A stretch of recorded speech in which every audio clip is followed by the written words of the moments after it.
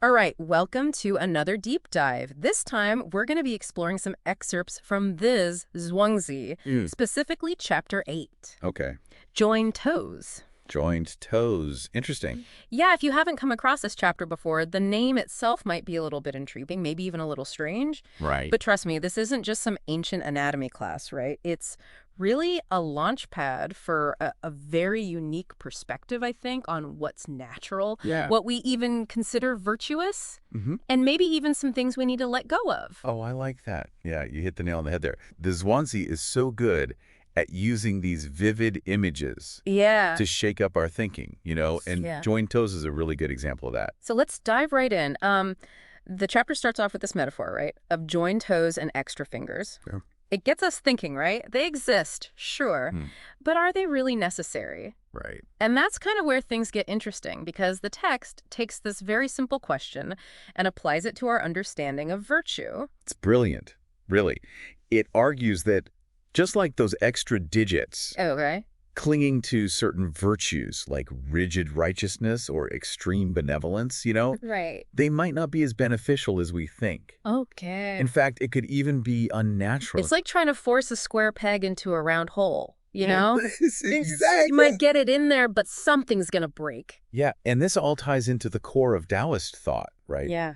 Aligning with the natural flow of things, what we call the Tao, Okay. rather than trying to impose our will on the world. It's going with the flow. Yes, going with the flow. And it's not just abstract philosophy either. The Zhuangzi uses these really memorable characters to bring this idea to life. Oh, yeah. Great examples. We meet Li's View. He's so obsessed with sight that he gets lost in this world of just like fancy colors and decorations. It makes me think, like today, how we get bombarded with visual stimuli, right? Like Right. endlessly scrolling through these like perfect images. Like what are the extravagant decorations that kind of distract us in the 21st century? That's a good question. I think that's worth thinking about. Yeah, it is. Oh. Then we have Shi Kuang, Right. who's all about sound, Right. a master musician, but the text hints that his obsession with these really complex melodies Mm. actually makes him lose touch with the simple beauty of music. Wow. Like he's trying so hard to impress Hmm.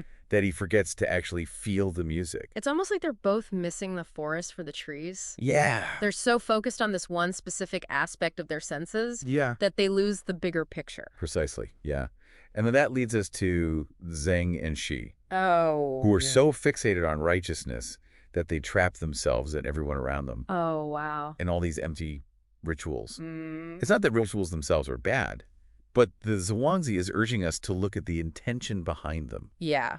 Are they genuinely connecting us to something meaningful, or are they just empty performances? This is where it gets really interesting for me because it challenges how we often think about virtue, right? Yeah. It's not just about following the rules or doing what we're told or what's expected. Mhm. It's about something much deeper. It is. Something more authentic. You've got it.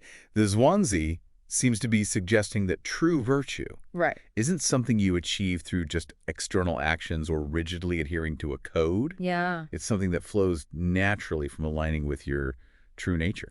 It's like the difference between trying to force yourself to be something you're not versus just being comfortable in your own skin. Totally. Join toes and all. Joint toast and all. And the text uses this analogy of a duck with short legs and a crane with long ones. Okay. Forcing either bird to change its legs would just cause suffering. Right. It's like Yeah. trying to cram ourselves into some idealized mold Yeah. can lead to so much inner turmoil. Oof.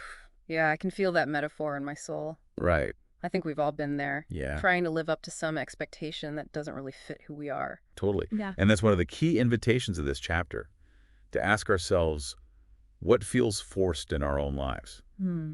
What are we clinging to that might actually be causing more harm than good? That's powerful. It is. Yeah. And the Zhuangzi doesn't stop there, right? No. It throws us another curveball, this time with the story of two shepherds, Oh, yeah. Zhang and Gu.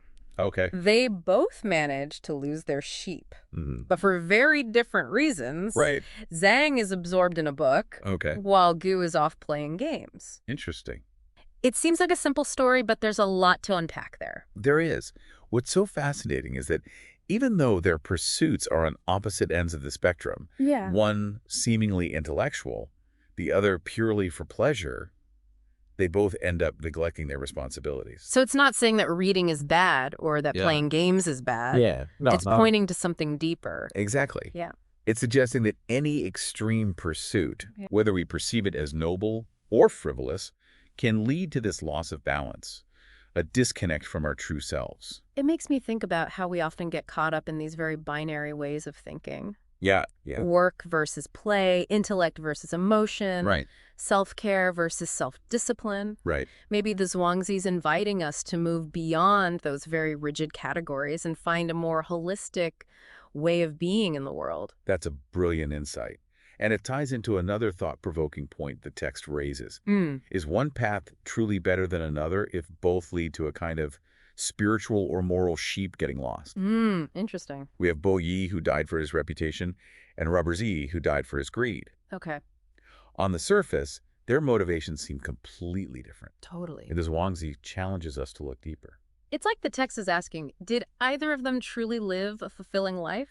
If they were both so consumed by their pursuits that they lost sight of their true nature? Yeah. It really makes you question those typical definitions of success and failure. It does. It does. And this leads us to a really crucial point. What is the Zhuangzi actually saying about the nature of true virtue? Yeah. And this is where the chapter takes this kind of surprising turn. Okay. The author confesses to being almost ashamed to even talk about virtue. Because true virtue, it seems, is about something far deeper than words or concepts. It's like trying to capture lightning in a bottle. Yes. True virtue, according to the Zhuangzi, is something that can only be lived, not defined. Right. But how do we even begin to approach this idea of living virtuously when the very concept seems to defy definition? That's a great question, and one that we'll explore further as we continue our deep dive. Okay, fantastic. I'm excited to hear more. All right. So we've talked about how the Zhuangzi encourages us to question our assumptions about virtue and to embrace the natural flow of the Tao. Yeah. But how do we actually put those concepts into practice? How do we navigate the complexities of life without getting lost in the weeds, so to speak? That's the million-dollar question. It is. The Zhuangzi doesn't give us like a step-by-step guide or anything. Right. But it does offer some clues, right? It does, yeah. Remember those characters we talked about earlier?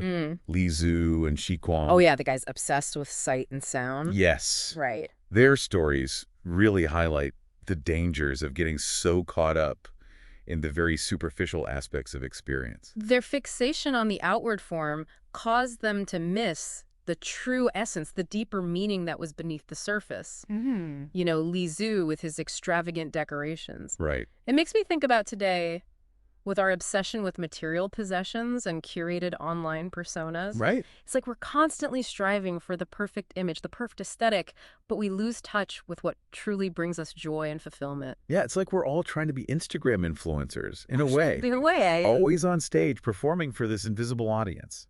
And Shi Kuang with his intricate melodies. Right. It's a reflection of how much we tend to overcomplicate things. We get so caught up in the details, the technicalities, Right. that we lose sight of the simple beauty at the heart of it all. Makes me wonder if sometimes we're trying so hard to be right or create something that seems so impressive Yeah. that we actually block that natural flow of creativity and inspiration. Exactly. And that brings us back to the concept of wu wei, Okay. often translated as non-action or effortless action. Right. It's not about passivity or laziness. Right. It's about aligning ourselves with the natural rhythm of the Tao, allowing things to unfold organically, rather than forcing them to fit our preconceived notions. It's like that saying, nature does not hurry, yet everything is accomplished. Exactly. Right. And this Zhuangzi suggests that true virtue operates in the same way. Okay. It's not about striving or straining or forcing, but about allowing our actions to flow effortlessly from a place of inner alignment. But how do we even know what that inner alignment feels like? Well, the Zhuangzi encourages us to cultivate this deep sense of self-awareness, to pay attention to our thoughts, feelings, and bodily sensations without judgment. Right. Remember the story of Zhang and Gu, the shepherds who lost their sheep? Yeah. One was reading and the other playing games. Right. It highlights how any extreme pursuit, whether it's intellectual or pleasure-seeking, can lead us astray. So it's not about demonizing those certain activities, No. but just being mindful of how they affect us overall. Exactly. It's about finding that delicate balance between engagement, and detachment, Right. immersing ourselves in the experience, Yeah. but also maintaining a sense of perspective. I love that. Yeah. It's not about denying ourselves the pleasures of life. No. It's about approaching them with this sense of awareness and moderation. And that awareness is key to cultivating true virtue. Okay. The Zhuangzi suggests that when we're in tune with our true nature, our actions naturally align with what is good and right. Right. Not because we're following rules, but because it flows from our deepest selves. It's like virtue becomes this expression of who we are, rather than something we have to force ourselves to do. That's beautifully put. And this is where the Zhuangzi's perspective on virtue really diverges from more traditional views. Mm. Instead of focusing on external actions or adherence to some moral code, it emphasizes inner alignment, Okay. a deep harmony between our thoughts, feelings, and actions. It's less about being good Yeah, and more about being whole. exactly. Right. And that wholeness encompasses both our strengths and our weaknesses, Right. our joys and our sorrows. Mm. It's about embracing all aspects of ourselves. Right. Join toes and all. Join toes and all. I love that. Right. It's like the Zhuangzi is giving us permission to be fully human It is. with all of our imperfections and contradictions. And in that acceptance, in that embrace of our true nature, Yeah, lies the seed of true virtue. that's a really powerful message. It is. It really resonates with me. But I can't help but wonder, how do we apply this idea of embracing our true nature in the real world, where we're constantly bombarded with all these external pressures and expectations? That's a great question. And it's one that the Zhuangzi doesn't shy away from. Okay. In fact, it offers some surprisingly practical advice for navigating those complexities of life. I'm all ears. Welcome back to our deep dive into the Zhuangzi. It's amazing how relevant this ancient text feels, even today. It really is. We've been talking a lot about virtue and the Tao, Yeah. but I'm curious how this plays out in our relationships with others. Oh, that's a great question. And I think the Zhuangzi offers some profound insights into how we can cultivate healthier, more authentic connections with the people around us. I'm all ears. Okay, great. I think the foundation of compassion really lies in recognizing this interconnectedness of everything. Mm. You know, the Zhuangzi emphasizes that we're not these isolated individuals. Right. We're all part of this vast web of relationships that extends outward to include all of creation. That's a beautiful idea, but I think it can be hard to remember that We can't. when we're so caught up in the day-to-day. It's true. We do get so focused on our own goals, our own desires, Right. that we lose sight of that bigger picture. Right. But the Zhuangzi reminds us that true fulfillment comes not from isolating ourselves, but from recognizing our place within that interconnected web. And that recognition, that sense of belonging, Yeah. is what allows us to extend that compassion and understanding to others, even when they're different from us. Exactly. And that's where the practice of non-judgment comes in. Okay. The Zhuangzi encourages us to observe ourselves and others Yeah. with a sense of curiosity and openness, Right. rather than imposing our preconceived notions and judgments. So it's about letting go of that need to be right or to control or categorize everything. Exactly. Right. Recognizing that complexity of human experience. Yeah. The fact that we are all multifaceted. Right. We're capable of both great kindness Right. and moments of selfishness. It's like we're all these walking paradoxes in a way, like, We are. We are walking paradoxes. And embracing that paradox is key to cultivating genuine compassion. okay.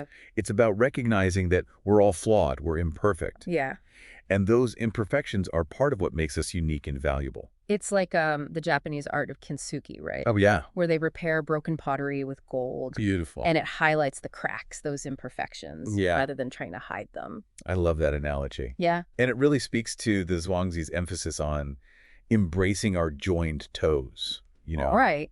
those quirks and imperfections that make us who we are. And when we can accept ourselves in that way, it Mm. becomes easier to accept others as they are too. Exactly. And that acceptance is the foundation of healthy and fulfilling relationships. Right. It lets us move beyond that need to change people or fix them, Yeah. and to really appreciate the unique gifts they bring to the table. It's about celebrating our differences rather than seeing them as these obstacles Yes, or sir. sources of conflict. Beautiful. And recognizing that our relationships are opportunities for growth and transformation. You know, when we interact with others from a place of authenticity and compassion, Right. we challenge each other to evolve, to become the best versions of ourselves. It's like our relationships become a mirror, reflecting back to us both our strength and our areas for growth. Exactly. Hmm? And that's why it's so important to choose our relationships wisely. Right. Surround ourselves with people who support us and challenge us to grow in positive ways. It's about creating that community of support, Yeah. right? That network of like-minded people. Yeah, who share our values, Yes. inspire us to live more authentically. And that community can extend beyond just our personal circles Right. to encompass all of humanity, Right. all of creation. The Zhuangzi reminds us we're all interconnected, part of this vast web of relationships that transcends time and space. That's a beautiful vision.